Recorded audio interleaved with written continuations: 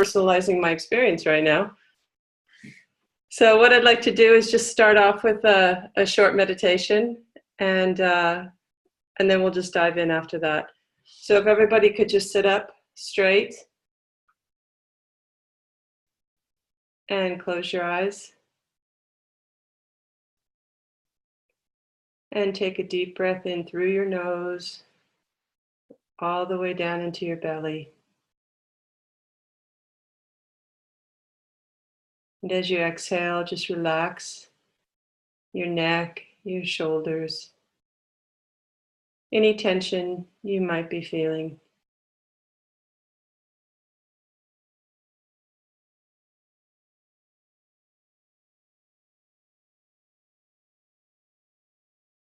And just do that a few times. You might be rushing in after a busy day,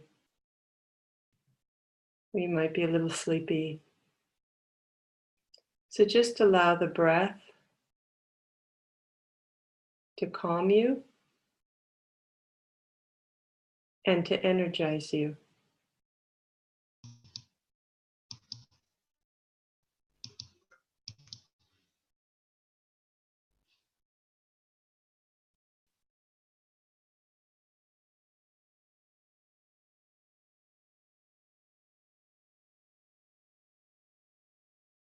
And as you become aware that breathing is occurring, you were not doing it. You were being breathed. And every single one of us on this call is being breathed by the same source.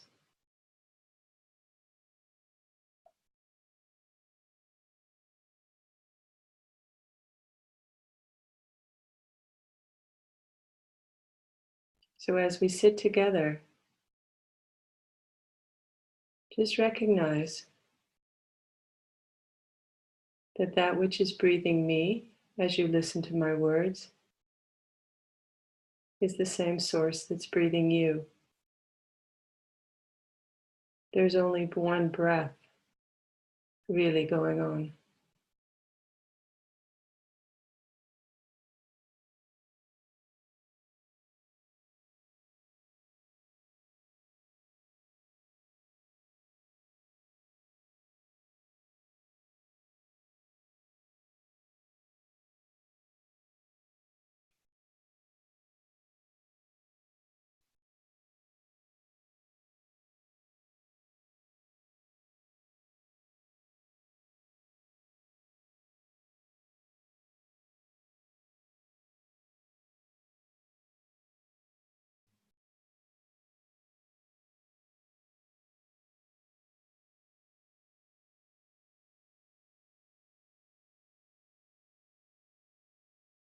And if your mind is busy,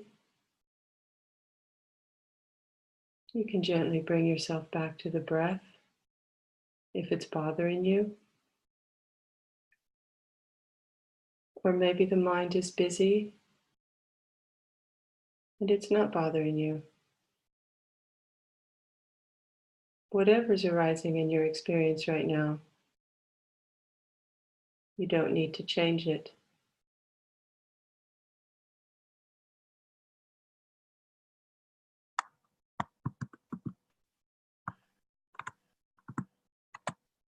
You don't need to fix anything.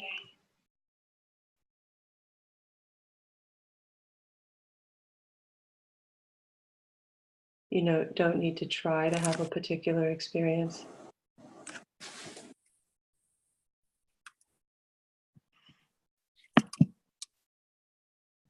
Just as the breath is arising from one source,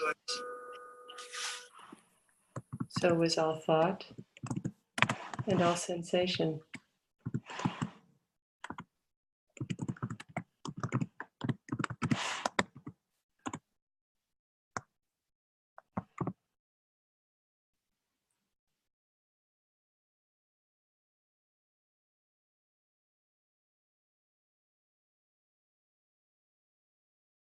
So just as there's one breath, Maybe there's one mind.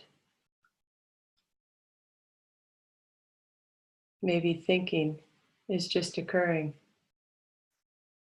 Thought is just arising.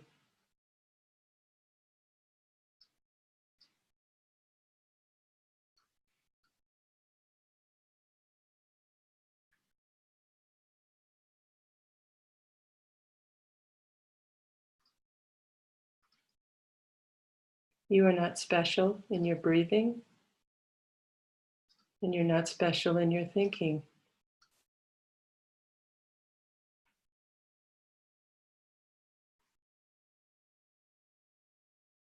Thought is arising, breathing is occurring.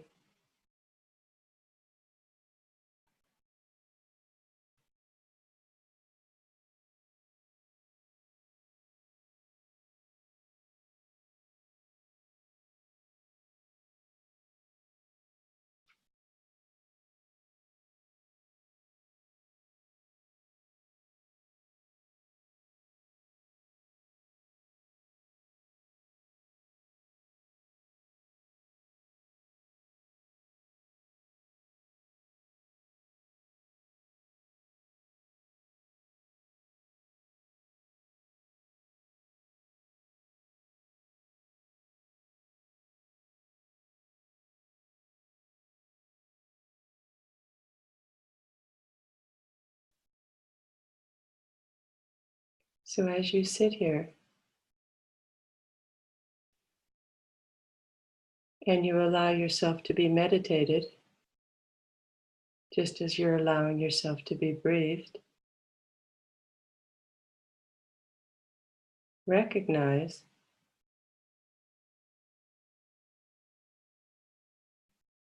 that from one perspective, you, who you normally identify yourself with, is not controlling anything.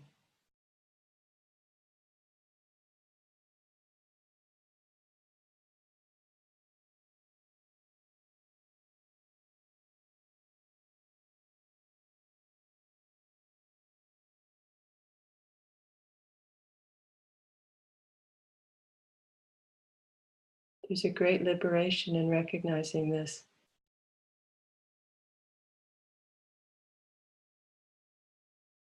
If you can recognize this,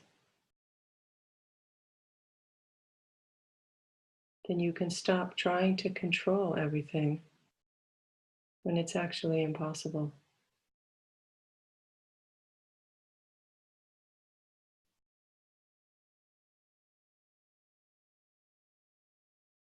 So allow yourself to be very still.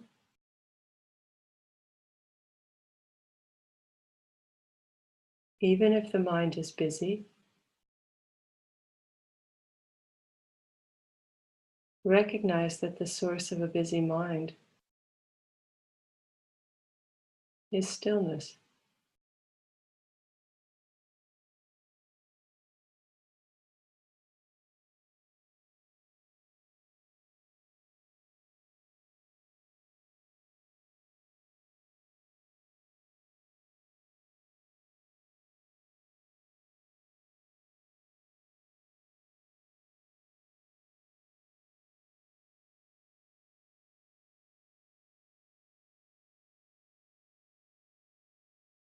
And that stillness is who we all are, who we have always been,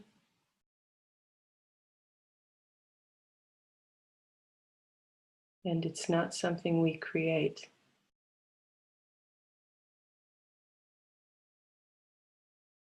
We allow ourselves to be distracted, but even the source of any distraction is arising out of stillness.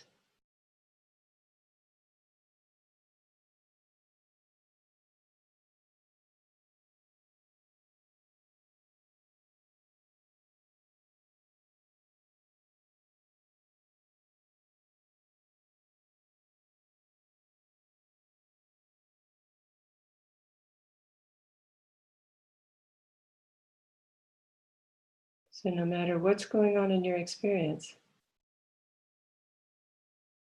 realize that you are aware of the movement of thought and sensation. But you, as that which is aware, is not moving.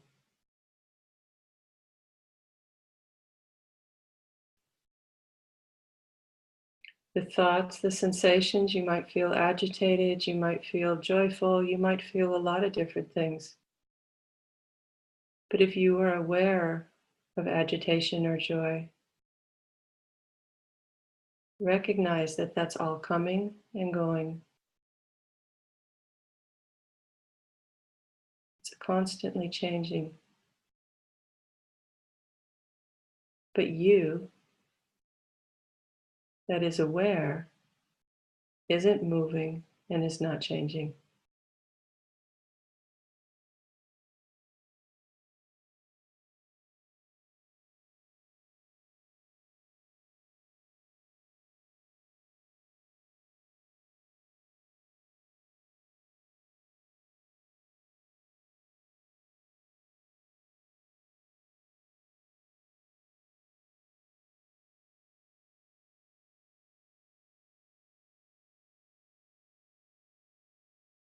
There is really nothing you need to do in this very moment. There is nothing you need to change.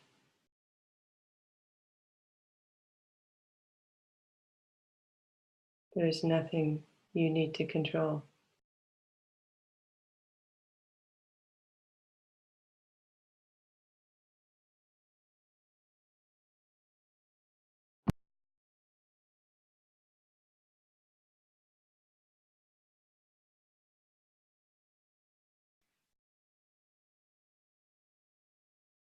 So again, going back to the breath, just allow yourself to be aware of breathing. Feel the breath going in the body and out of the body.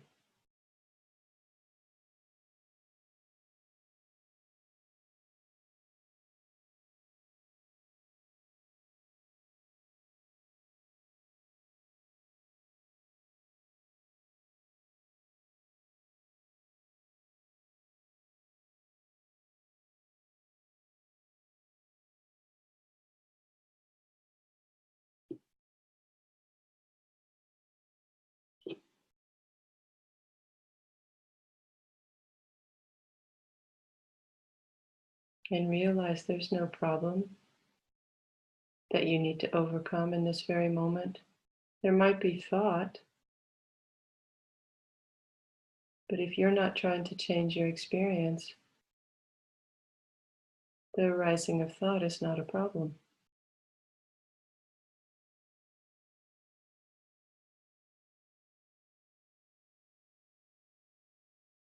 The idea of problem can be arising, but if you don't personalize that thought as being important to you, it's just another thought. And there's no problem.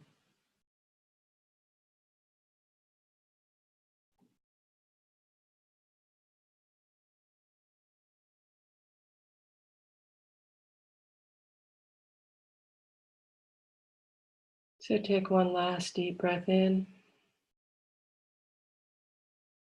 and release it. And when you're ready, just open your eyes.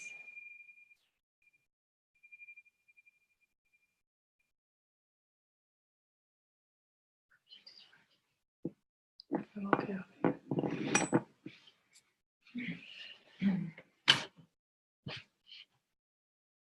Hello, everybody. Nice to see you all. We're on 2 screens tonight, so this makes it a little more complicated. I got to flip around to see people. So So I'm just going to do a short little talk because the topic of this webinar tonight is the personalization. And the question I put out is basically, is there anything personal about any aspect of your personal experience? Now, of course, I'm using the word personal twice, so that's what kind of makes things complicated, but I'm doing it on purpose because it makes you think a little bit more. So it was interesting just doing this meditation just now. I don't know if anybody else felt this, but you know, recognizing that there's only one breath, recognizing that there's only one mind, recognizing that thought is just arising out of everybody, recognizing that, you know, all of us probably sat here and had something going on in our experience, maybe no mind, no whatever. But the whole point is there anything personal about your experience? Was your thought that was arising, is that personal to you? Or is it just thought? Is your breathing personal to you? Or is it just breathing? And the very interesting thing when you start looking at your own experience is you'll start to recognize that even though it seems a bit crazy to think that thought is personal to me, what you might recognize is that you probably personalize quite a lot of your experience. So what do I mean by that? Okay, so let's say that a thought comes into your awareness, and the thought is, or let's say a feeling, and the feeling is depression, let's say. So you're feeling depressed, and then the thought comes in and it says, I'm depressed. And then what happens is those are just thoughts and feelings. But if we decide that that particular thought of I'm depressed or that particular feeling of depression is actually, we personalize that and we take a hold of it, and we actually create an identity around it. Okay, so this is what ego actually is. Ego, which basically means that I'm separate, isolated, and alone, which another translation could be is that I'm unique and special, and all my problems are very personal, and you could never understand. Okay, which is another way to be isolated, separate, and alone, right? If your problem is most special because you're personalizing your own experience, you're going to think that nobody else can understand what you're going through. So if you think about this, personalization of thought and feeling is basically the root of our suffering. And it's the root of suffering because it's actually the creation of the illusion of the separate I. And the reason we suffer is because the separate I is an illusion. It's an illusion that we're constantly trying to uphold. So if I have a thought of depression or a feeling of depression, and I think I'm depressed, then all of a sudden my identity is I'm a depressed person. So then I have something to do, right? I either have something to fix, trying to not be depressed, or I'm actually going to use it as an excuse that I can't be who I am because I'm depressed, and one day I'm going to get over being depressed, and then I'm going to be okay. But really, all of this is identity. It's identity of personalization of thought and feeling. That's really what it is. So now I think there's lots of ways we can talk about this, okay? So I want to get into the question and answer soon, but what I want you to think about is when you experience fear, for example, is your experience of fear any different than mine? Or is fear just fear? You might have different intensities. There might be different causes for the fear, but essentially fear is all the same. If I talk about fear, I tell you a story about something and I tell you I was afraid, and probably everybody on this call will recognize what I'm talking about. Okay? If somebody talks about lust, for example, if you're honest, Everybody on this call can probably recognize that also. So then you have to look and you have to say the essence of experience is really not personal. There's nothing unique and special about it. So you do have a personal experience. I mean, some of you are in, the States right now. Some of you are in Canada. Some of you are in Germany. So right now I'm in Portugal. So your experience is that you're sitting in a room in a different country than I am. So that is your personal experience. I'm not in Germany right now. I'm in Portugal. You're not in Portugal. You're somewhere else. Maybe it's cold in your room. Maybe it's hot in your room. So your experience is different. But the essence of your experience is the same. So if you're sitting in a cold room in Germany and I'm sitting in a cold room in Portugal, which I am, that cold is the same. We both know what cold is, right? If you're going to stand up and speak in front of a bunch of people, you might be really, really nervous, right? Maybe if I'm going to stand up in a bunch of people, in a group of people, I'm going to be really, really nervous. So the people will be different, the place will be different, that will be your personal experience or my personal experience, but the essence of the fear of standing up in front of somebody or the nervousness is the same. You understand what I'm saying? So now when you think about this and you think, wow, is there really anything personal about any aspect of my experience? And you really think about it, you start thinking, okay, well, what is personal? You try to come up with something. You'll find that there actually isn't anything personal about any aspect of your human experience. We're all experiencing the same thing. Okay, now, so why is that important?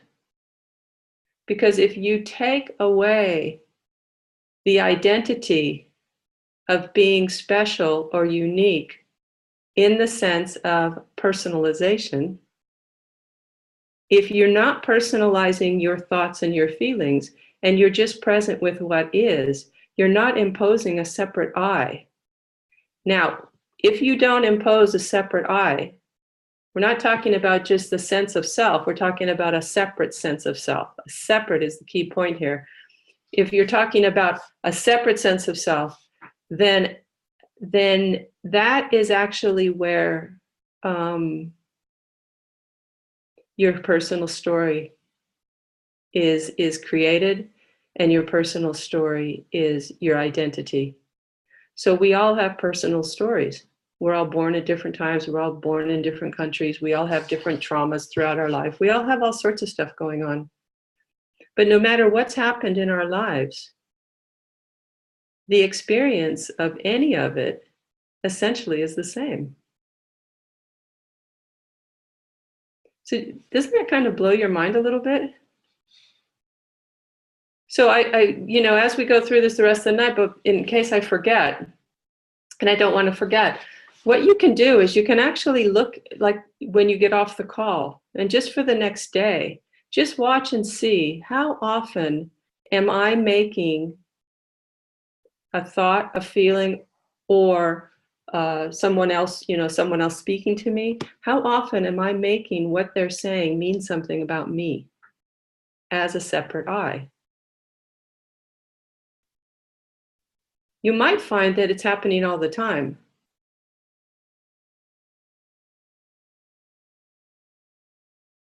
I don't know if I'm really getting this across or not. And but it's kind of one of the reasons why it's difficult to get it across is because we are very, very attached to being personally, like a personalized identity. And when I talk about saying that there's nothing personal about any aspect of your personal experience, what I'm challenging is that identity of a separate self. And that's why it's very hard to actually look at this sometimes, because the attachment to that identity can be very strong. So if one way you can look at this, and I just want to kind of bring it into, into practical situations. We all think we have a past, and we all do have a past. And in that past, we might have had trauma and pain. And in that past, we might also be avoiding a lot of the trauma and the pain. So we're personalizing our trauma and pain. We're making it into our unique story. And then what we do with that unique story is we project that avoidance of trauma and pain onto now. And as we do that, someone can say something to us, and we're seeing through this filter of personalized projection, you could say. And when we do that, someone just says something to you, and it doesn't have to mean anything. It's just a statement that a person is making. And we look at it through this filter of personalization and projection. And then we can actually think that that person is being rude to us, is actually attacking us, when all they're really doing is just saying their own experience. But we can take it very, very personally. And so there's something very liberating about this, because like what I was saying before, when you personalize a thought or a feeling that's arising within your awareness and you make it mean something about a separate I that actually doesn't exist, you're creating an identity that you have to uphold. And it's very difficult to constantly maintain something that doesn't exist. Now you have to find out for yourself, does this idea of separation, is it actually real? Is it true? But if you know through your own experience, and however that happened, either through meditation or just a spontaneous spiritual experience, or just, being with a friend where all difference falls away and you're just completely together. If you know that in your own experience, then you have to start questioning these reactions that you might be having, maybe on a regular basis. Okay, so we really want to get really, really interested in our own reactions more than we are in pointing the finger at other people of why they're causing all our suffering. Because what's really causing our suffering is the personalization of our experience. And the personalization actually creates a reaction. And then the reaction is personalized. And then, and then you're going to blame people, you're going to shame people, you're going to feel ashamed yourself. It's just it's the world of ego. And you can just see it as, if you look at it in one perspective, it's just a way of being completely not who you are, not being yourself. Have you ever noticed sometimes you just start doing stuff, you react to someone, and you're just watching yourself just be, maybe you're yelling at the person, maybe you're manipulating them, maybe you're trying to make them do something, I don't know. Maybe you're doing lots of stuff and you're just watching yourself do it and you're like going, this is not me, why am I doing this? You're not even behind what you're doing. You're making a big problem out of something and you're not really behind the problem. But you see, the reason why it's very difficult to stop in the heat of that moment is because of this intense habit of personalizing one's experience. And if you let go of that habit of personalization, there's no separate I left. There's just freedom.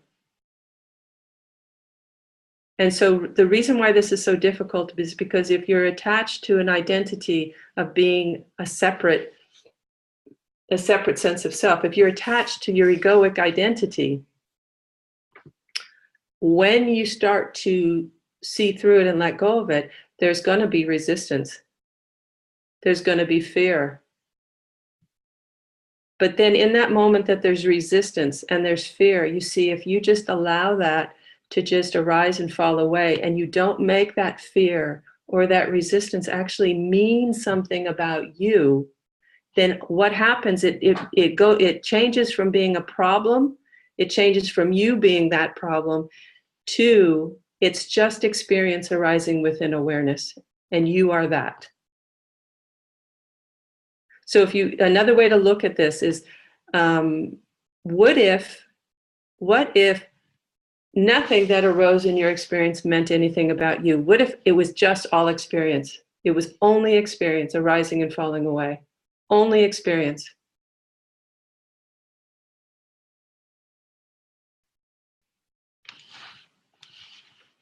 What would you do? Who would you be?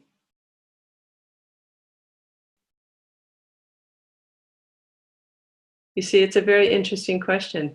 So just start to kind of become aware of how fascinated we are, how we spend most of our time throughout the day thinking about ourselves, working out our problems, trying to change our experience.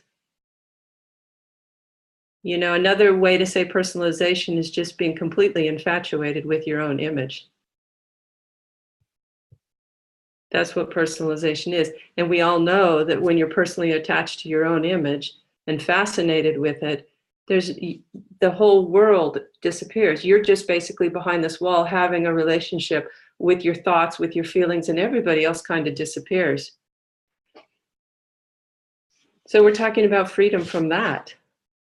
So it's actually quite simple to, if you start to really kind of lean into this, then it might be a way for you to see through this illusion of the separate I in real time, in action, in your life.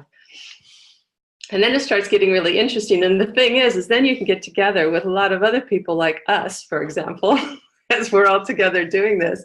And we start talking and we start comparing notes and we realize that nobody is having any special experience. There's nothing that anybody can say that's not in my own experience also. So when you start comparing notes, it really gets interesting because you don't have to be ashamed of anything anymore. You don't have to try to prove anything anymore. You know, everybody's done stuff in their life that they're hiding, right? And you don't want anybody to know about it because you think you're a bad person. Why? Because you personalized something in your life. You've created an identity and now I'm a bad person. Now I have to be ashamed of it. And then everybody else is sitting around probably being ashamed of the same thing with a different nuance. But when you start putting all of it on the table together, then instead of being big, heavy shame that you usually turn around and blame somebody else for, it actually just kind of becomes lighthearted and in a certain way, quite comical.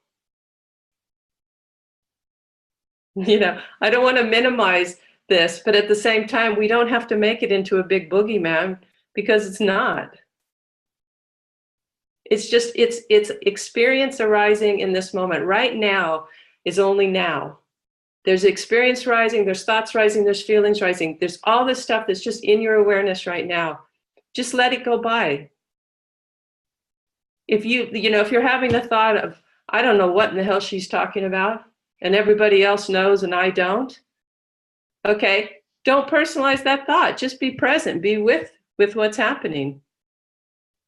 You know, if you're in a conversation with someone and you feel insecure, what happens usually is we personalize that insecurity, and then what do? We contract inward, which means I'm not with the person anymore. I'm just in there swimming around with my insecurity, right?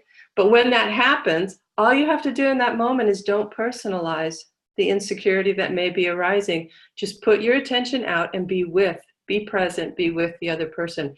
That's all you have to do. It's super simple. Because you can't be completely self-absorbed and with the other person at the same time. It's impossible. It's simple, right? So no matter what's going on in your head right now, it doesn't really matter, because have you noticed that if you put your attention out and you're just with what's actually being said right now, maybe everything that was in the foreground falls to the background. And maybe the problems that you thought you had aren't really there anymore. Have you ever noticed when you think you have this major problem and you're in a big drama and you're just like, oh my God, my whole life is over and my partner is driving me crazy and I just want to get rid of him and he's just like, ugh, and everything's bad and I'm so victimized, my computer's not working, and you feel like everything couldn't be worse. And then somebody walks in the room and you just start talking to them and all of a sudden you're completely with them. And then you go, well, where did all that other stuff go and how real actually was it? Right? We all know what it's like, when you're having a big drama and then the doorbell rings and you open the door and you just leave the drama behind, right? I mean, some people bring their drama to the door, I'm sure, but most of us don't. So this is the things that I'm talking about. So I think I'm just gonna stop there, and what I'd like to do is kind of go into this a little bit, because it's not something that everybody's going to get tonight. We have to be interested in this, and we have to be interested in a place of not, because what you're going to find out. Let me put it to you this way. When you start looking into this habit of personalization, you're going to find out that you're almost personalizing every aspect of your experience. You kind of think that everything means something about you. And then even when you think you've got it kind of sussed out and you're not doing it anymore, then you're probably going to walk around and realize, oh my God, I'm still personalizing every aspect of my experience. But see, the thing is the freedom is here now, because even if you find out that you're personalizing every aspect of your personal experience, in that moment, you don't have to personalize that. You see, you just make it unimportant. It doesn't matter. It actually doesn't matter. And it doesn't mean that you're irresponsible. It actually means that you're very responsible. How responsible are you when you're completely self-infatuated? Not too, right? Okay, so I'm going to leave it at that, and let's really dive in here, because this is where it can be really fun, because I'm really interested to see if anybody is going to be able to say anything that everybody else can't relate to. So we're going to prove our point live here on the webinar. Okay, so how many people are having a thought right now? Raise your hand. Wow, so I guess that's not personal. Okay, how many people are breathing right now? Not personal. How many people have been victimized before? Not personal. How many people are victimized right now? No, I'm just kidding. Albert, you're the only one, so okay, you're unique. Okay. How many people have ever felt shame before? Okay, so see, that's not personal. We could even get down to what we felt ashamed about, and that probably wouldn't be very personal either. So then what does that leave us with? You see, that's the interesting thing. What does it leave us with when we actually start to recognize, oh my God, my shame is not my personal story. My anger is not my personal story. Anger is anger. We all have a choice if we're going to react to it or not react to it. So I'm not saying that just because you depersonalize something and you recognize it for what it is, that all of a sudden,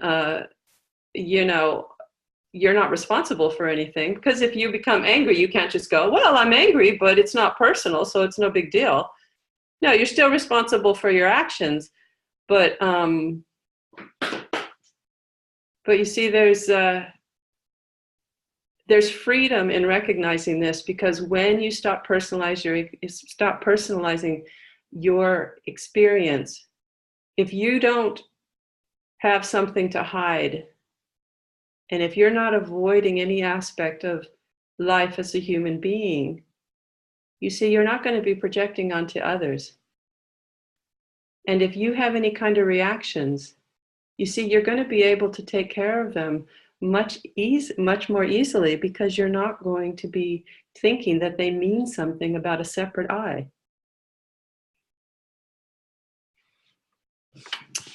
So, what do you guys think about that?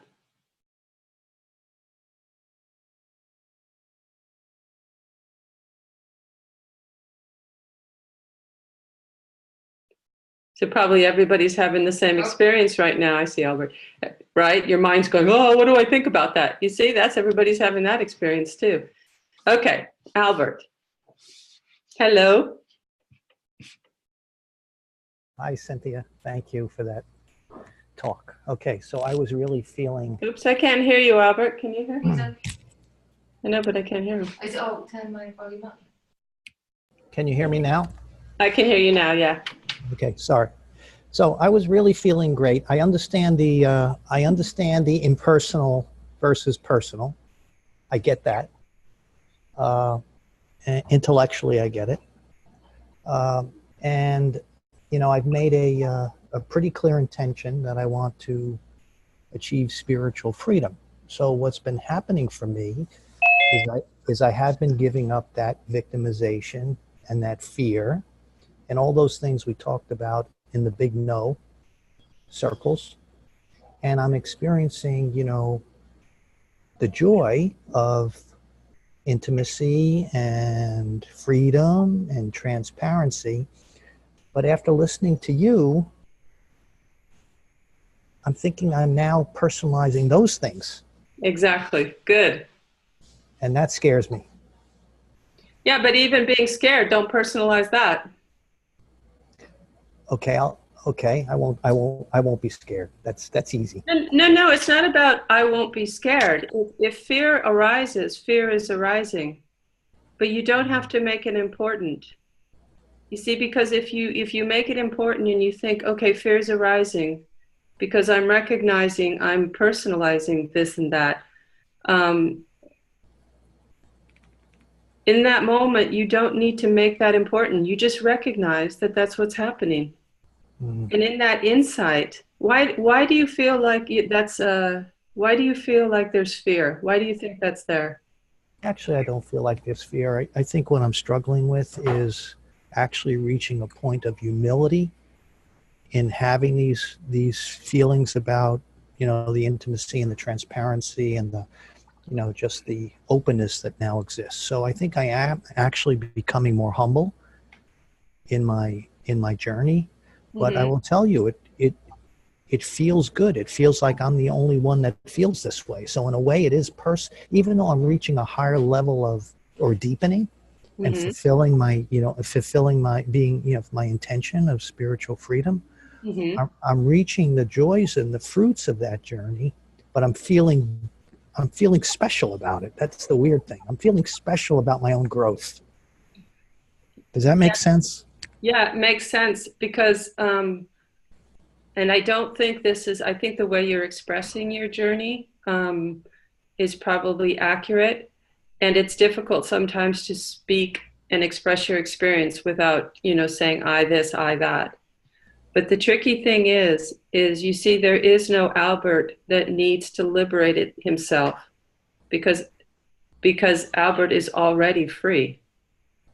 So when we're talking about you personalizing your journey, you see, it's like there's Albert in the star of his spiritual process, right? Right. So instead of that, all you have to do, Albert, is see that there is a body mind, you could say, named Albert going through a certain process as a human being. But you are not only that.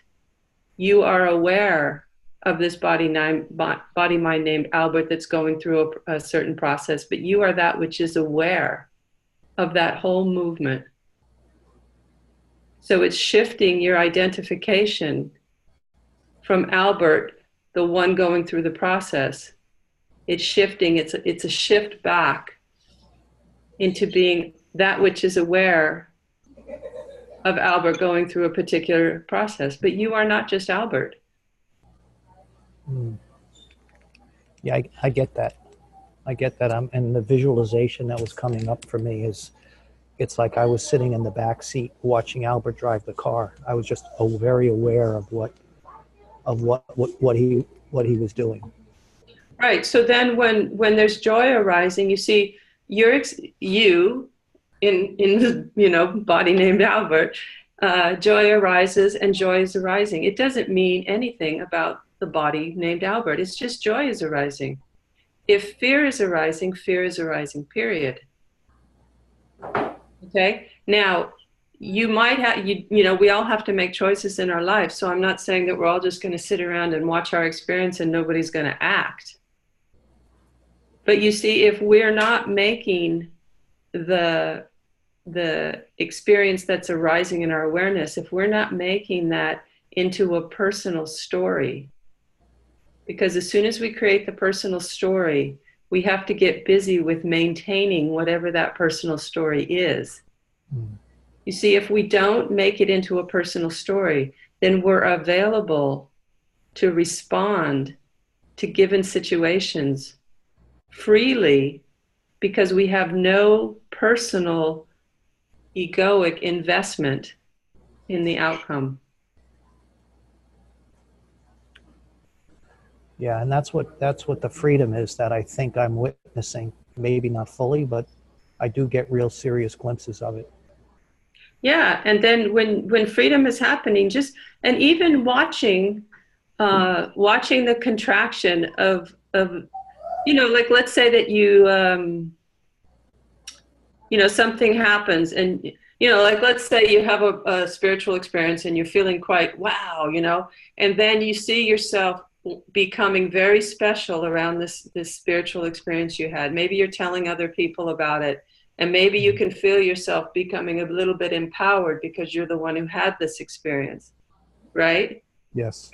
Okay, so as that's happening and you watch yourself in this play, but you're aware that it's going on, you see, then in that moment, just go, wow, look at that. That's a movement of ego right now that I'm manifesting, period. Not, that's a movement of ego that's manifesting right now. And, oh, I'm a horrible person and I have to, I haven't learned anything and da da da da da.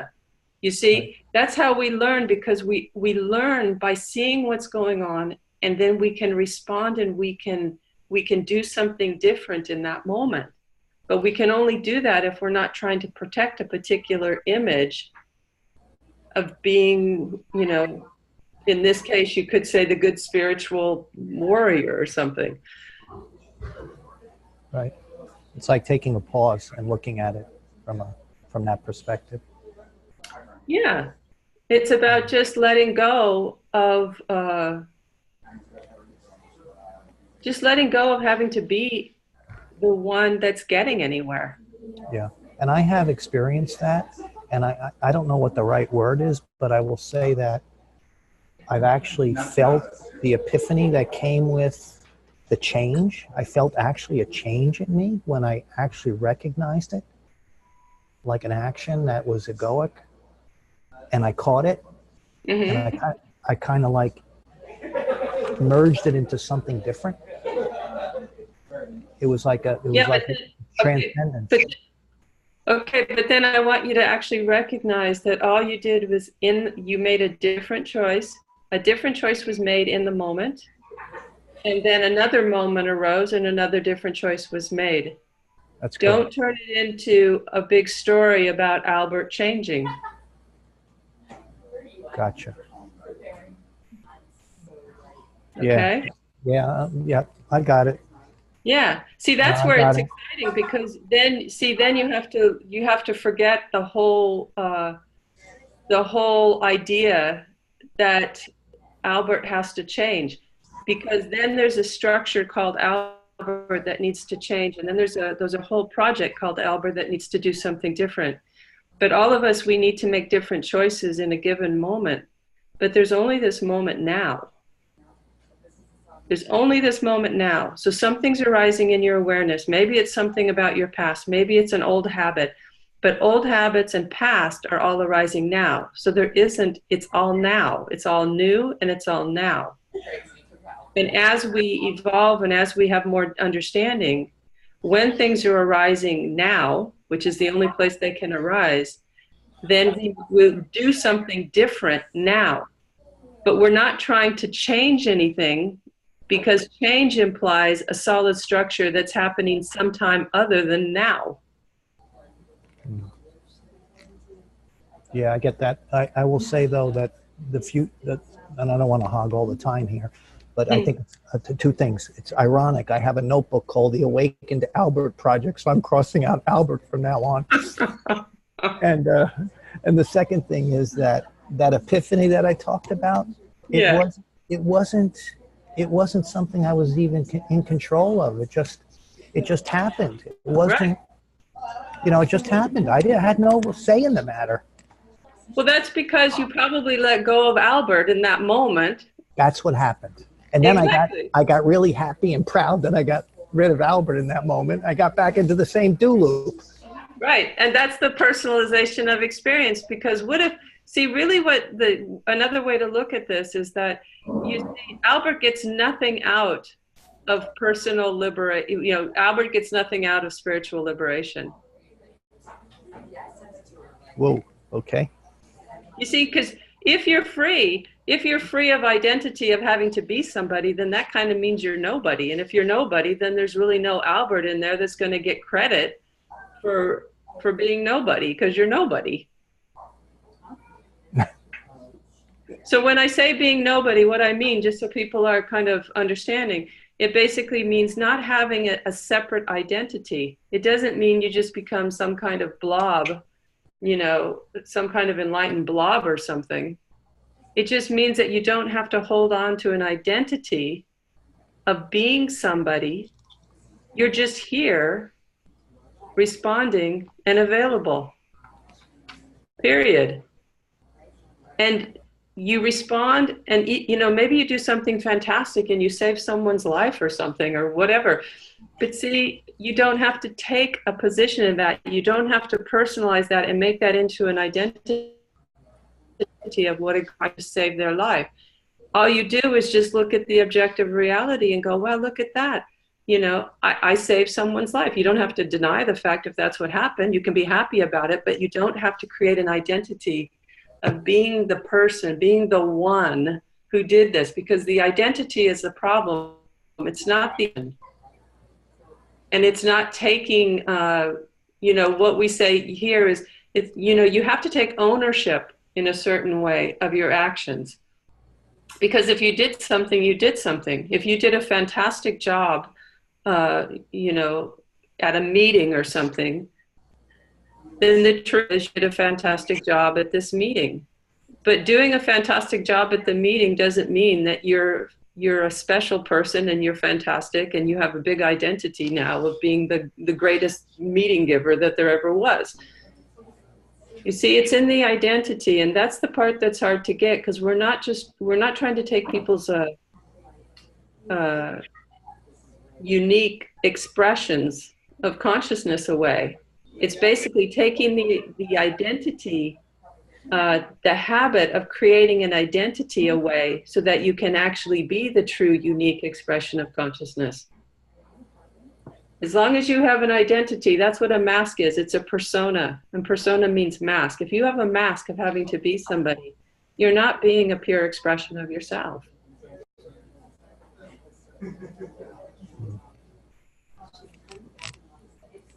Is everybody with me?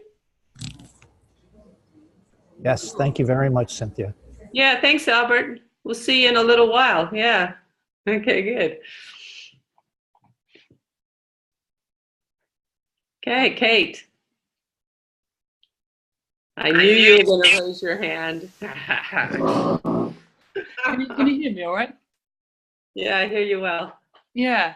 Yeah, and I've got an issue. Well, I have a problem. I don't have a problem, but I'm personalizing like hell at the moment over something in particular, and I can really recognize that I'm doing it, but it's really hard to stop, and it's also really painful. So yeah.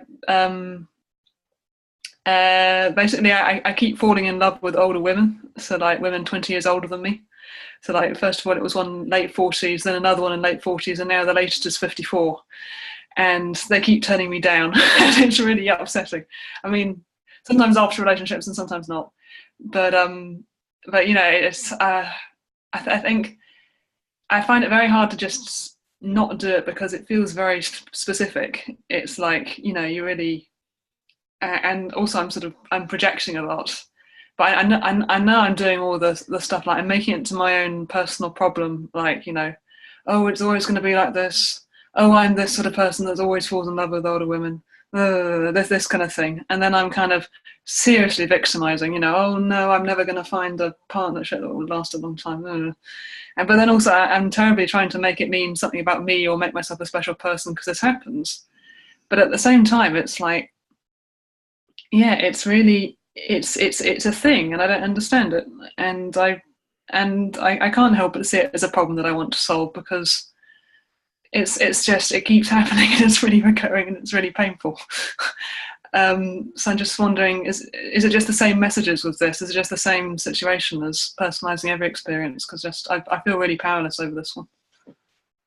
Yeah, basically it just sounds like a big personalization knot. Yeah. Really. But do you recognize that all the things that you said, I mean, you could take one little piece of that story, right? And kind of look and say, well, why am I doing this? You know, if you continuously, you know, want to be in a relationship with older women and they keep turning you down, instead of continuing to do it and just personalizing that and being victimized, you see in that moment, you can actually be more interested in your own reaction, you know, because you sound, you say it's painful, right? So Yeah. why is it painful? Because you're being rejected? It's painful because, it feels, well, the rejection is painful. I mean, it's I mean, what the most painful thing is, you know, I was really in love with my ex, and we had a really lovely relationship. But then eventually she ended it because she said, "You're just too young for me," kind of thing. And now I've fallen in love with someone who's even older than her. And so, like, the painful thing is that it happened again, and it was really meant to be a younger person this time, but it wasn't. And it's the kind of hopeless thing. It's like, why has this happened again? Well, But maybe also you're the just fact trying to, that, maybe trying to prove your old partner wrong. Say, yeah, no. yeah, maybe, You know, but I think the thing is, I mean, without kind of turning this into some kind of therapy thing, um, you see this, sometimes what we do is we constantly set ourselves up for rejection. And then when we get rejected, it's painful, right? But we have to look and we have to say, who would Kate be without all this drama of all her rejections, all her anguish when she gets rejected, all her wondering about why is this happening, all of her victimization? Who would Kate be without all that?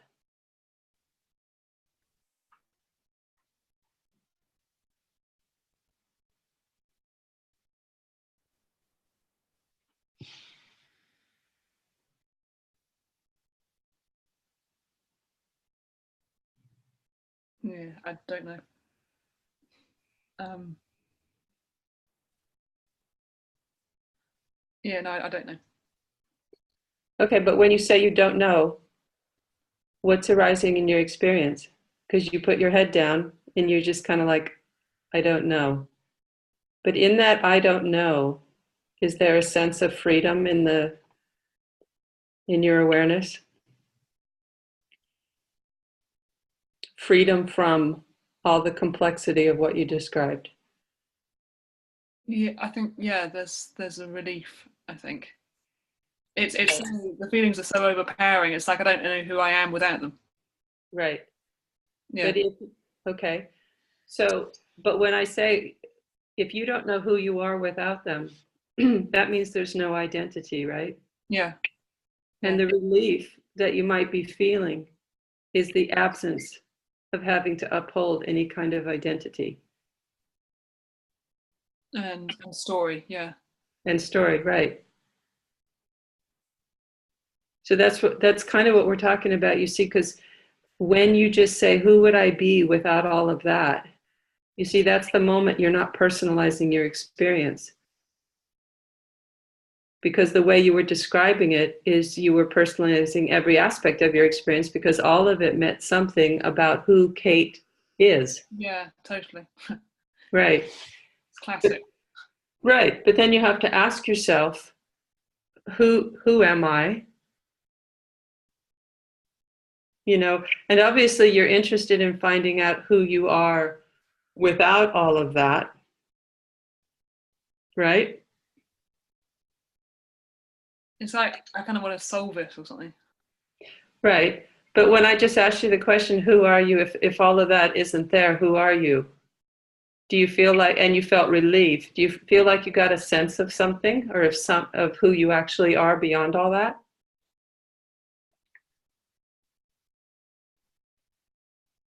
That's why I said I don't know. It's like I want to see who I am, like through it or something. But at the same time, it's not a feeling that's personal to me, because everyone goes through this.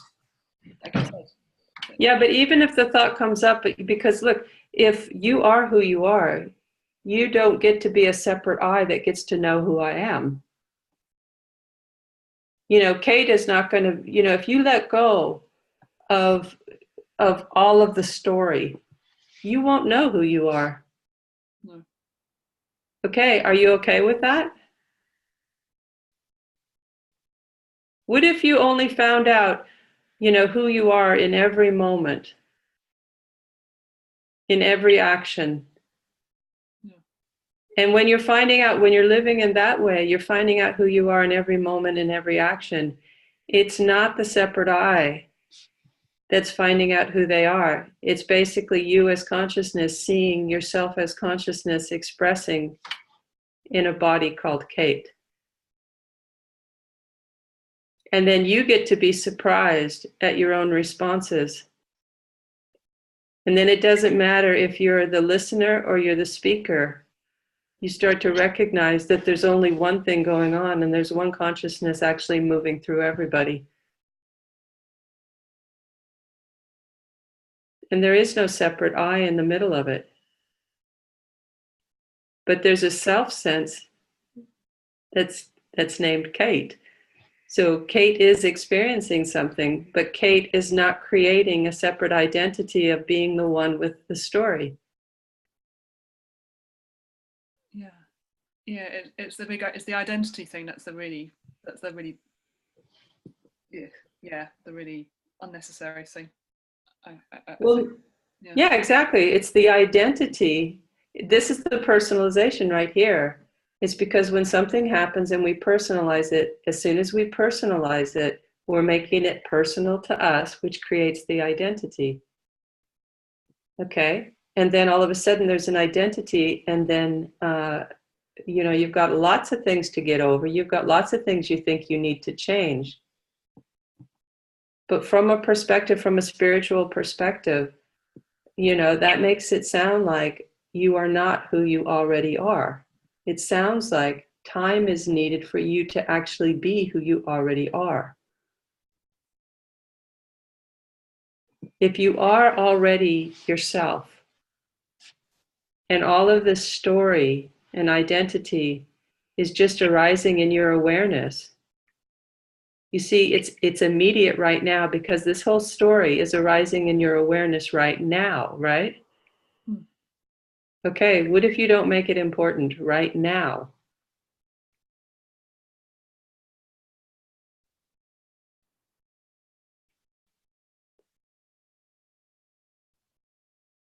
You see, there's actually nothing to do, is there? No. You don't. So you don't need to know who you are, actually. No. That's nice. Annoying. No. Because why do you need to know? The only reason you would need to know is because you're trying to uphold some idea of yourself. If you didn't need to know who you are, then you would just be kind of a free-flowing response. And then there would only be response. There wouldn't be Kate going, wow, look at how I'm so free-flowing and responding. It's just like, no, there's just response.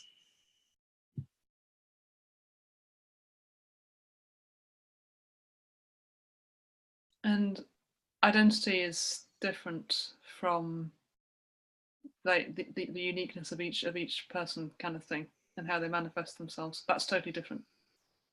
Yeah, because everybody's kind of concerned about being unique, right? Yeah. But if we're concerned about being the one who's unique, which means I am going to be the unique one, which is just another identity. And an identity is egoic because it means that I am separate and I have an identity that's different than everybody else, and I'm going to prove to you.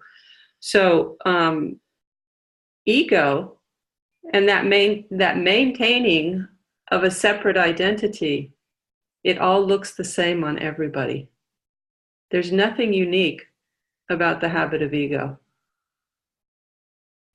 You see, so everybody's worried about losing their uniqueness.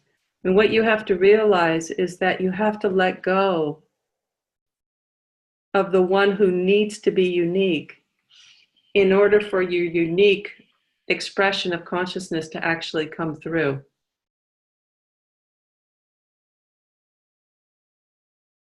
Because see, it's an interesting thing. Are we more interested in actually being unique, or are we more interested in being the one who's unique? I was thinking more about in terms of things around you, not oneself. So like why do you fall in love with some people and not others? Is it all projection? Is it all to do with how one projects onto other people? Well, it could be. I mean, if you find yourself kind of in the same story every time with the same people, and you might have to start looking and saying, well, what's really going on here? Am I kind of perpetuating a self-fulfilling prophecy? Am I creating something? Because real love it's not really about falling in love or not falling in love. I mean, can you let go of even the idea of being a person falling in love? Can you let go of that? No. Yes. Well, it's an interesting question, right? Because everybody, another way to ask that question is letting go of romantic ideas. Yeah. Because everybody, if you think about it, just look in your own experience. I mean, I think we can totally see that this isn't personal. Everybody's got romantic ideas about, the perfect partner, the perfect person who's going to come and just fulfill your life and all of that. And, and the problem with that is when you're looking for someone to fulfill you, you're actually moving away from the fact that you who you already are, there is nothing missing. And if there's nothing missing, there's nothing that needs to be fulfilled. It's already full. And so even the movement to try to find this perfect partner could be a movement away from the fact that there's nothing missing. And of course, we're here and we want to be in relationship with people. So I'm not saying that we shouldn't have that calling. But have you ever noticed if you just love someone without needing anything from them, that's a very different experience than what most people have in relationship. And it's a tall order. And that's why I think relationship is actually a fantastic kind of spiritual laboratory, because usually in a sexual relationship, you find out very, very quickly of how much you're attached to quite a lot of things, looking a particular way, a need to, constantly be shown that you're loved. You could go on and on, but we all know how relationships can go terribly wrong, even with best intentions. Isn't that so? But doesn't it usually come out that the reason why relationships go wrong is because there's a need from each partner wanting something from the other, and that need is never fulfilled? Because the person can give you everything, and as long as there's a need, the need is always going to be first, and it's always going to continue. It's up to the individual to see in themselves that they don't need anything outside themselves in order to be happy, because their true nature is already happiness. And to be happy and be in relationship. But be happy first. And then be in relationship. Otherwise, everybody knows, we've all been in relationships and we all make mistakes, and then then the relationship ends and we all say, God, I'm never going to do that again. I've learned I'm never going to do that again. And then you get into the next relationship and you do exactly the same thing. But the reason why you keep doing the same thing over and over again is because you haven't taken care of the need, the attachment to the idea that something is missing. And as long as something is missing, you're going to need something from someone else or something else. And that need is never going to be fulfilled. It doesn't matter how much a person will tell you they love you. If you need them to tell you they love you, they could tell you 20 times a day and you're going to need it 21 times.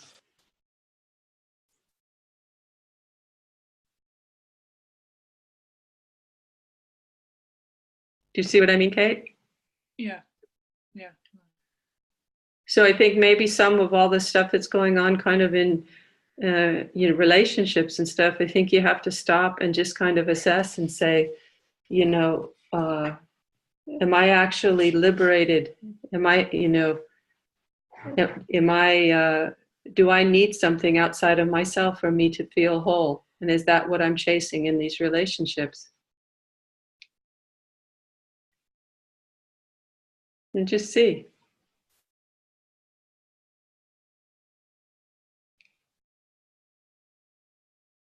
You don't look very happy.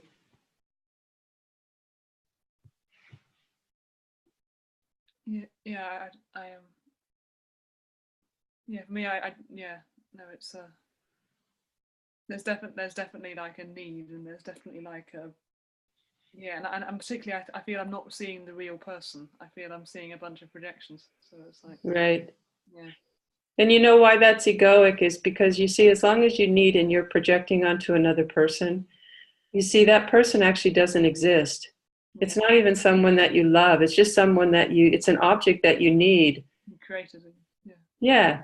I mean, that's what ego is. It's kind of like this, constant feeding machine, and it always needs something to fulfill itself, and it needs a reflection from someone else. So you're walking around and you're just like going, tell me I'm okay, tell me I'm okay, need, need, need, need. And so there's really no relationship going on. There's just objects that are there that you're trying, that the egoic habit is trying to feed the beast that needs all the time. And it's never going to be fulfilled. And we use other people to do that. We use animals to do that. We use all sorts of things. We use our own mind to try to talk ourselves into the fact that we're okay. But see, all of that is a movement away from the truth that we're already okay. Who we actually are is prior to all the purification that we need to do.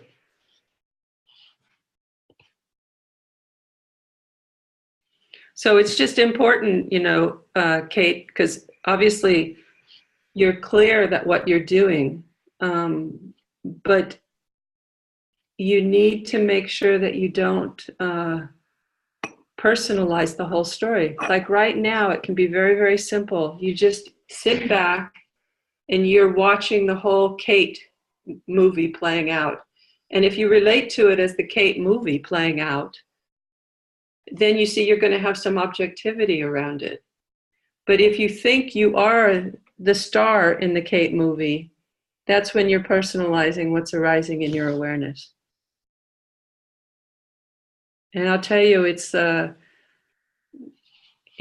think it's a lot better sitting back and realizing you're the screen instead of you're the players on the screen.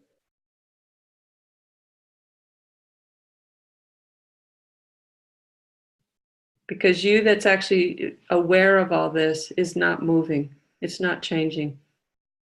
There's nothing to change.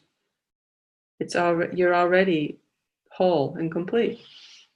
And you don't need anybody else, older women or otherwise.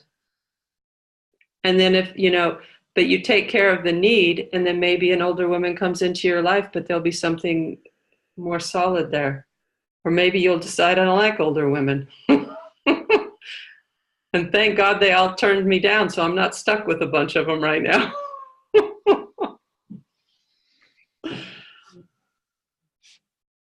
Thanks. I think I've taken up enough of the call. Okay. Anyway, did we get somewhere, do you think? Yeah. Okay, good. Good. That's all that matters. And You know, just when you get off the call now, just whatever's arising in your experience, just let it arise and don't reach out and grab it. Just let it all arise and make none of it mean anything about you. Nothing.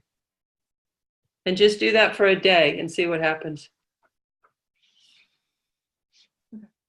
So no matter what thought arises, what victimized thought, what any else thought, you just don't make it mean anything. A victimized thought and the birds singing outside are exactly the same. You don't make them mean anything about you. Okay? Okay, we got about 5 minutes. Is everybody with me on this? I'm not sure I did a very good job tonight, actually, I have to say.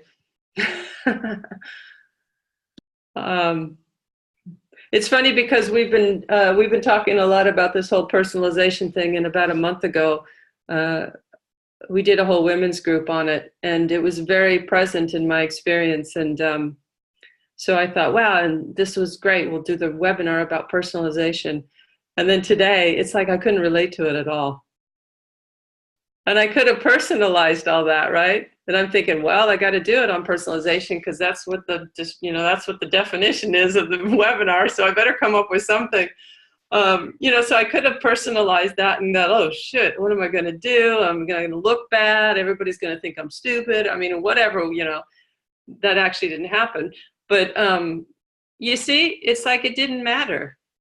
It didn't matter because we're all here together. I'm doing the best I can. You're listening. Hopefully we went somewhere together. And if we didn't, then, there's always the next moment we can, and I can do it better. So all we can do is all we can do, right?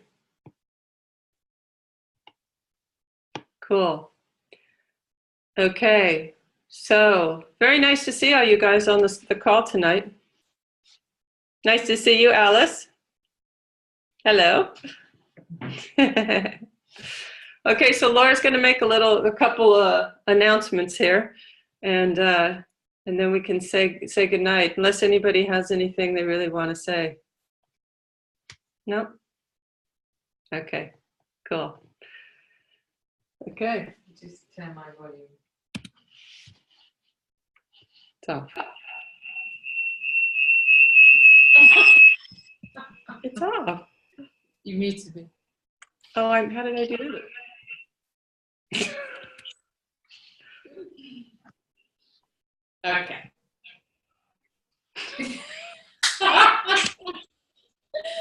You've got to turn my volume down on that.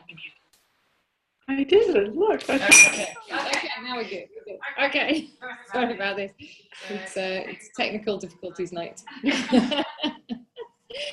So I just wanted to tell you about so the next webinar is Wednesday, December the 5th. So mark your diaries, and I will send you out reminders as it comes up.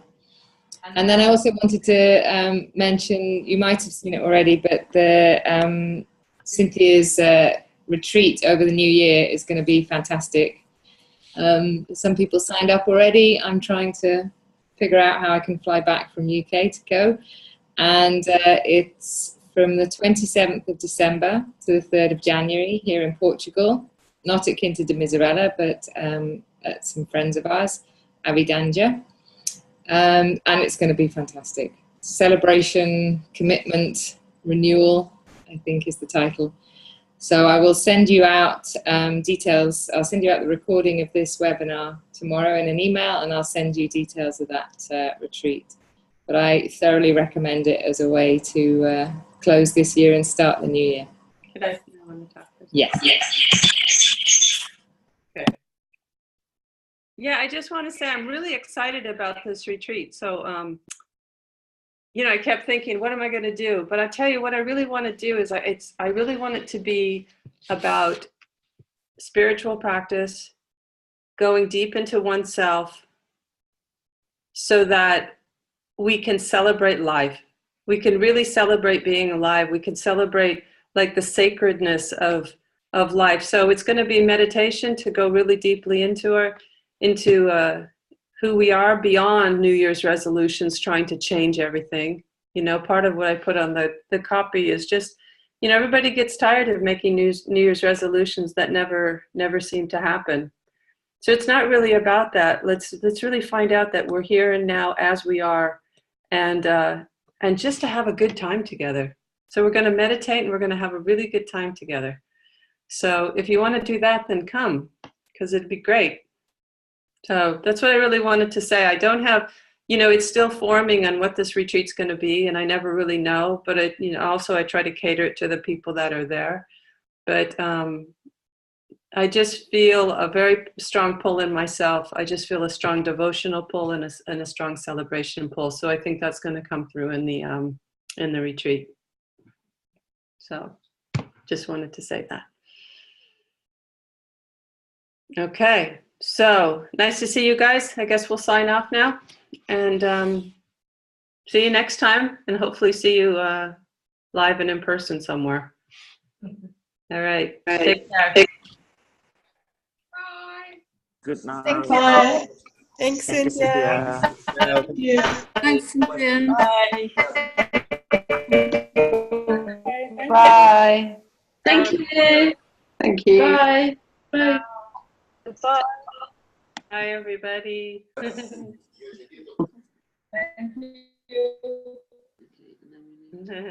Bye, Batu. Bye, Cynthia. Thank you so much.